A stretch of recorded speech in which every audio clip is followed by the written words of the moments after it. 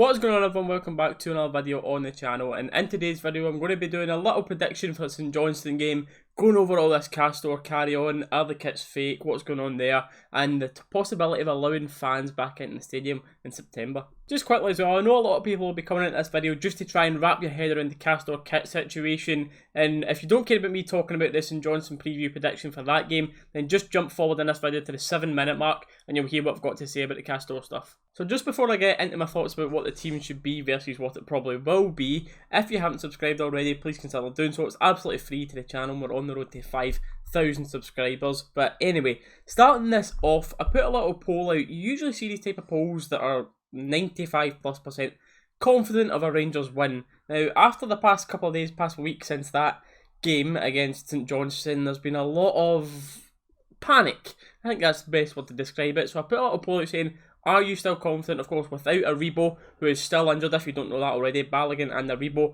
aren't quite making it for this weekend. They should hopefully be back for the next one. But the poll was, are you confident of us winning this game even without Aribo? And 70% of people saying yes and 30% saying no. And that is a huge, huge percentage on the no compared to normal. So going on to my prediction for the game and what I would like the team to be, I'll put it on screen now and just talk through it. McLaughlin in goals. I heard McGregor has been training, he's back ready to play, but I actually would be pretty surprised if McGregor came straight back in. I think that would be very harsh to McLaughlin. So I've kept him in goals in our prediction lineup. I've got Tav, Goldson, Hollander and Borna. With Balogun still out, I think it's always going to be Hollander and Goldson until Balogun comes back fit. Now the midfield two I would like to see is Arfield and Kamara. Bear with me, Ryan Jack lovers, hold on, I'll explain in a second. Hadji in the middle, Kent and Roof wide, and Morelos up top. Now the defence speaks for itself, I won't go over that and try to explain that, but the midfield two of Kamara and Arfield, I think it's a large majority of fans that are agreeing that Kamara and Jack together just don't work. And for me, Kamara, he's more adventurous on the ball, can offer us something a bit more going forward.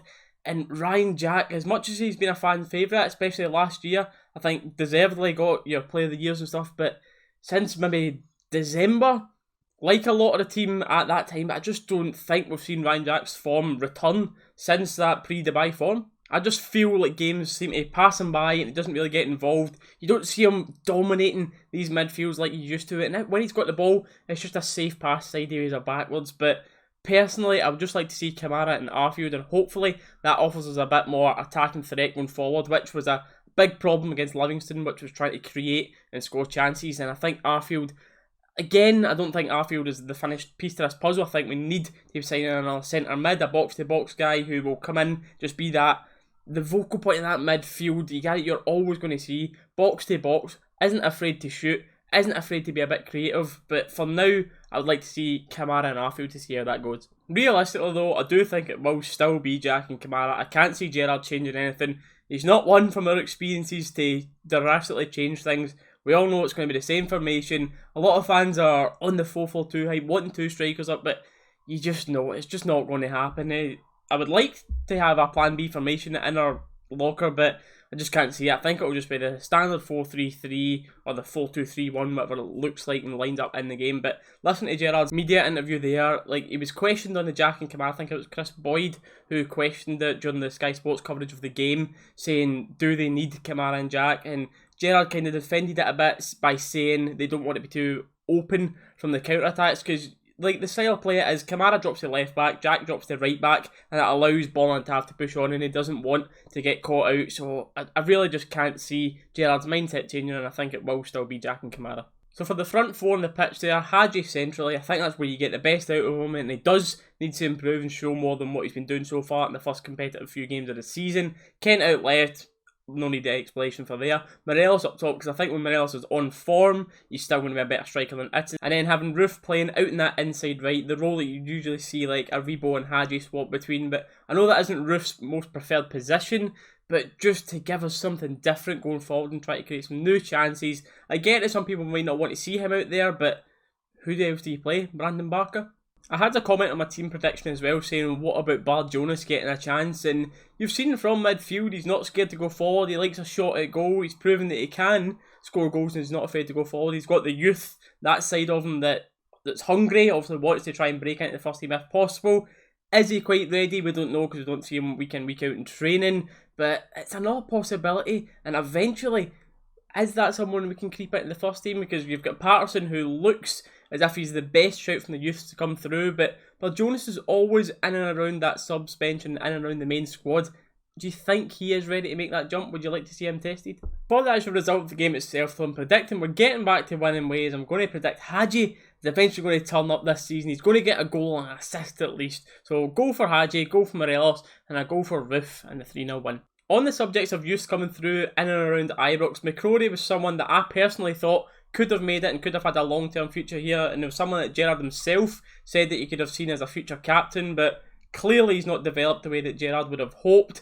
Understandably, he sees him in training day in, day out, and was there a little bit of an attitude problem with Ross? Like, I don't think so. Like, from what we know of him, I wouldn't say that, but am I reading too much into something, or do these exit messages look a bit different? What I'm meaning by that is, look at the message that McCrory got for leaving. It was on the Rangers Twitter here saying, McCrory heads to Pittodrie on loan for the remainder of the campaign, with the deal becoming permanent at the end of the season for a disclosed fee. You compare that to Docherty's one, and it's everyone at Rangers thanks Greg for his dedication and professionalism. We wish him every success at Hull City in the future. And now, I don't know, again, if I'm looking too much into that, but it looks as if Rangers are actually sad to see Docherty go, but it's like McCrory, they weren't really too fussed about him leaving at all. Is it just because he was going to Aberdeen and the Rangers admin knew if he posted saying good luck at Aberdeen, there might have been a bit of a meltdown in Rangers Twitter? I'm not sure on it all, but let me know your thoughts on them two leaving down in the comments below, and then I'm going to move on to talk about the Castore thing. So where do we start on all this? And I guess we'll start this by putting a picture on screen of a comparison of tops that have been made in Turkey compared to those that have been made in China, and a big deal is getting made out of the China ones being far better quality than the fans that have the Turkey ones. So it turned into a big outrage on Twitter and on social media saying that fans thinking they've been scammed, fans thinking they've got a fake top, and everyone's running about looking for answers. So everything that was going on online led to Castore having to release a statement to try and calm down the panic that was going online, and I'll put that message on screen now. I'll also read out as well and then say my thoughts on their statement. And it has been brought to our attention that a small number of the Pro home shirts have been dispatched early in error through the Rangers online store, these being different to the replica shirts which are made in Turkey. This shirt was released in error as the Pro shirt made in China is not due for general release until the 24th of August.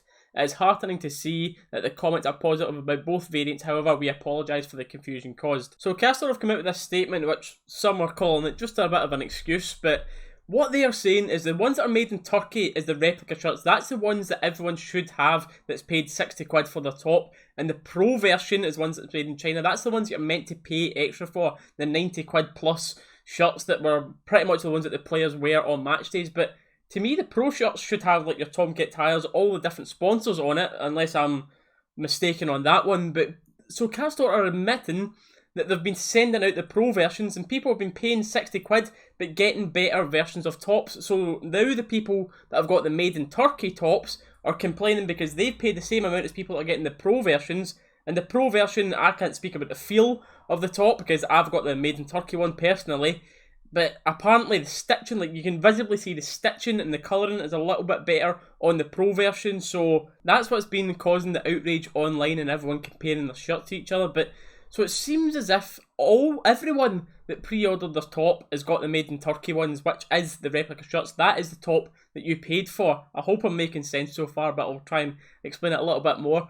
So everyone that pre-ordered, not only did they get shafted because of the packaging and stuff, so a lot of people were getting theirs damaged when it's got there. Of course, that one's not Castore's fault, it's Hermes' fault. Maybe a little tiny bit of naivety from Castore packaging it all in Rangers, but of course the damage isn't actually Castore's fault. But a huge part that is Castore's fault is how long it's been taking to get people's deliveries when people could go to the stores. Even Sports Direct, if some people were silly enough to want to go and buy it in there rather than the Rangers store, but everyone that pre-ordered was getting them later than people that didn't. It didn't make sense. So the people that think this is just an excuse from Castore, it kind of makes sense is, have Castore run out of initial product of the Turkey ones because they've been struggling to deal with the supply and demand so much that they've had to bring forward the ones that weren't due to be released till the 24th just to meet customer demand. But then Castore would be losing out in money by selling the pro versions for the 60 quid, and it's all just a big mess right now. As far as I'm aware as well, the second and the third top, everyone has the same quality. I've not seen anyone complain about having a difference in material from the second and third kits to each other, so it seems to be just that they were struggling so much with that home kit that this mess has ended up happening, and quite rightly, there's a lot of fans confused and wanting answers, which this statement does, if you believe it. And I think it's fair enough for some people not to be believing what Castore is saying, because there's been a lot of misleading quotes, shall we say, from Castore. I don't want to say blatant lying. It started off with them denying all of the leaks of the kits, which every single one of them were spot on. I get why they were saying that, because they want to be the first to reveal it and they don't want to admit it, because then it would be everywhere and it would ruin the surprise of an actual kit launch. But it started on lies from there, which they ones are understandable, but there's been things about toddler kits, infant kits as well, which are also in this Castore statement, which it's far too long to read out and describe in this video, but I'll put it in the video and you can pause it as well if you're interested and want to know more about that. And just in case you weren't confused already by that, just to add to it as well, this top here, one of the lifestyle range, this is made in India, and I've seen other people's hoodies that are made in Portugal, so yeah, who knows what's going on there. And while we're on this conversation as well, I do want to put out there that I totally understand the pressures that are on Castore coming into their biggest contract that they've ever had, possibly ever will have, in a global pandemic. It is not easy, but does that really give enough of an excuse for the poor quality that's getting put out? Like, personally, I would have rather waited, like, rather than rushing things, and, like, there's been a lot of cases of things coming with badges falling off, and I was even in the store, and on the shelf, I put it on screen, there's literally damaged tops being put out on show in the Rangers store as well. Like, is that all because of how much they've had to rush to get this in? And I get Rangers might have wanted the money ASAP. Well, both parties are both a business at the end of the day, wanted things done quickly, but it's putting a bad taste in our mouths about Castore, and we were all loving them at the start because of all the promises and they were saying all the right things, but there's a lot more problems arising. But again, it is only early in their partnership, and Castore will be learning on the go. It is something they've never done before. There was always going to be teething problems coming into their first proper football contract, but it's something they learn from mistakes and learn quickly.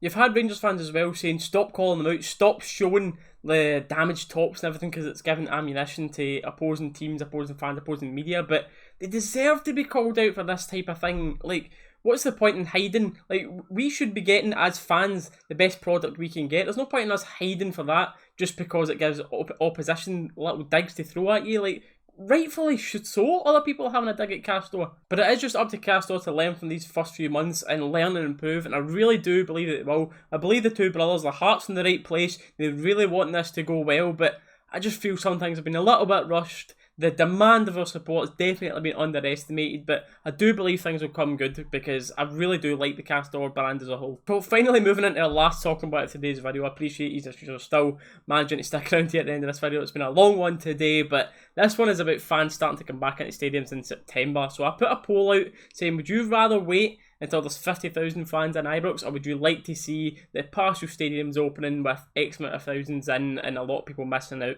So the results of that you can see on screen now, and it was very, very close. 48% of people saying wait for the 50k and 52% of people saying let's them in. And me personally, I'm on the wait for 50k side because, number one, there's meant to be rules. Apparently, this isn't set in stone yet, but for no singing when you're in the stadium, where you meant to just sit there and do a wee golf clap when you're scoring 90th minute winners, that is never going to work. And then number two, how do you choose who gets in and who doesn't? Is it just random ballots? Because then, like, how is that going to work if you go, like, for example, if a young kid's going with his dad and the young kid gets picked for the Old Firm game? Like, is he going to go on his own? No, of course he's not. So I don't know if that would quite work. Is it going to be just the My Jers tiers? Like, is gold members just going to get to go? But then, in a way, you're just paying to get there, and, like, regular fans who maybe can't afford to be in that gold category aren't getting there. So is that fair on them? Personally, I just can't see a way that it keeps everyone happy. Of course, if you do that, not everyone's going to be happy 100%, but personally, I would just rather wait. Football's not football until everyone's back in Ibrox, but let me know your thoughts about that down in the comments below. And that's all we're going to talk about in today's video. I appreciate you sticking around here. It was a longer one, of course. If you haven't liked the video already, please do so, and subscribe if you haven't already, as we're on the way to that 5,000 subscriber mark. But as always, I appreciate everyone watching. Let me know your thoughts down in the comments below, and we'll catch you in the next one.